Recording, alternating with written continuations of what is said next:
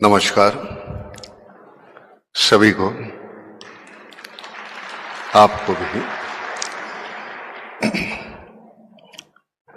आभारी हूं आपने आमंत्रित किया हमें। सबसे बुरी बात हमारे यहां यह है, जो चीज हमारे पास है उसकी कीमत नहीं हमें। वेंटिलेटर पे 2 दिन रहो, 7 लाख का बिल भरोगे। जन्म से यहां सांस ले रहे हो, लेकिन उस पर्यावरण का आप कोई ख्याल नहीं रखेंगे।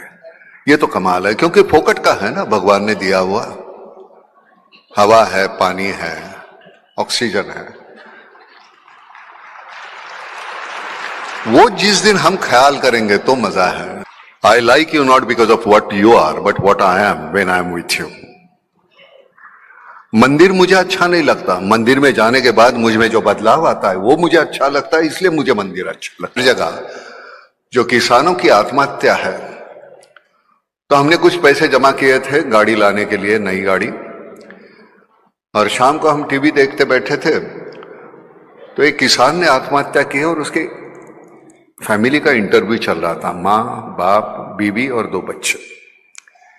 उनके चेहरे पे, आंखों में, मेरा बाप मर गया, मेरा मियाँ मर गया, मेरा बेटा मर गया, ये दुख से ज्यादा भूख थी शाम की।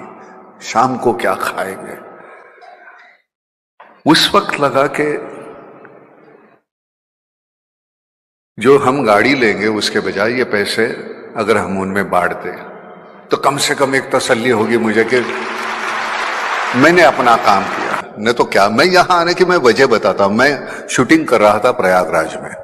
यहां से 2.5 घंटे फ्लाइट से लगते हैं। हमारी शूटिंग आज बंद रखी है हमने। मैंने कहा नहीं, जाना है, क्योंकि ये बात करने का मौका मिलेगा मुझे। मैंने कोई मेहरबानी नहीं की। मैं वही जाता हूं जहां मुझे खुशी मिलती है। आपको मिलती है कि नहीं मुझे नहीं मालूम।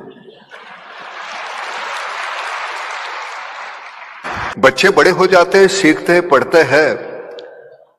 आधुनिक तंत्रज्ञान जो है हमारा, वो सीख लेते हैं और फिर दोबारा गांव की तरफ लौटते नहीं, शहर में बच जाते हैं। ये सबसे बड़ा नुकसान है हमारा। पुराने सिरे से अगर हम खेती करते रहेंगे तो हमारी खेती उतनी उपज हमें मिलेगी नहीं। हमको नए सिरे से खेती करनी पड़ेगी। नया तंत्रज्ञान हमें, नई पीढ़ी को अवगत है, लेकिन वो वापस जा नहीं रही है खेत में। तो ये माइग्रेशन जो है वो खत्म होना चाहिए। अगर ये माइग्रेशन रुकता है तो मुझे लगता है कि हमारे गांव हैं वो समृद्ध हो जाएंगे। मैं खुद गांव खेड़े में रहता हूं। आज भी काम के सिलसिले में जब आता हूं तो शहर में आना पड़ता है, लेकिन बड़ी दिक्कत होती है। शहर में दम घुटने लगता है। दीवारों में रहते हैं हम, मैं, मेरी बीवी, मेरे बच्चे, मेरे माँ बाप। खैर आजकल तो माँ बाप भी नहीं। तो हम इतने सीमित हो गए हैं। जो कल हमारे सामने हमारा एक पड़ोस था, अगर घर में, बगल के घर में अगर कुछ पकता था तो एक कटोरी हमारे घर में आ जाती थी। हमारे यहां पकता था तो वहां जाती थी, लेकिन वो सब कहां गायब हो गया।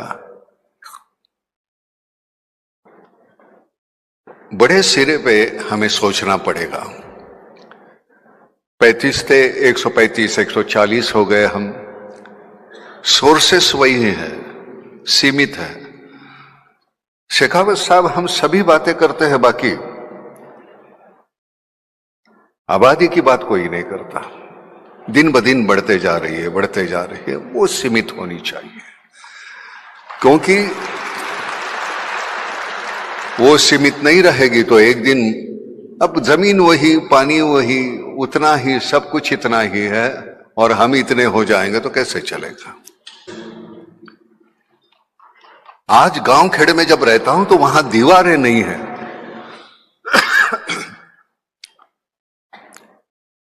अगर शहर के आदमी को पूछो कि आसमान देखा तुमने, कब देखा, है ही नहीं वक्त। हर बार नीचे देख के चल रहे हैं, काम कर रहे हैं, काम कर रहे हैं, काम कर रहे हैं। अरे भाई आसमान देखो, हमारे लिए बना हुआ है। अब शहरों में बचा भी कितना आसमान, खिड़की इतना तो आसमान है। अब भी वो बड़ी बड़ी इमारतें आ गई, वो भी हमारा आसमान छीन लिया हुई इमारतों ने। धन्यवाद।